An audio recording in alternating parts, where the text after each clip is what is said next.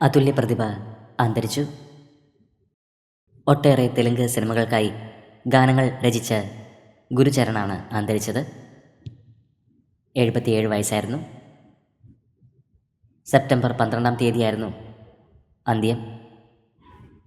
Alludu Garu, assembly rowdy, ബ്രഹ്മ എന്നീ സിനിമകൾക്കായി ഗുരുചരൺ എഴുതിയ ഗാനങ്ങൾ സൂപ്പർ ഹിറ്റുകളായിരുന്നു.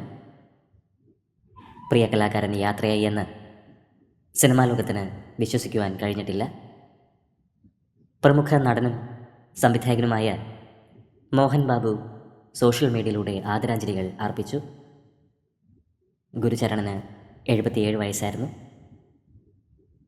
കലാലോകത്തിന് കനത്ത ഒരു നഷ്ടമാണ് സംഭവിച്ചിരിക്കുന്നത്. ആത്മാവിന് നിത്യശാന്തി ലഭിക്കട്ടെ എന്ന് നമുക്ക് പ്രാർത്ഥിക്കാം.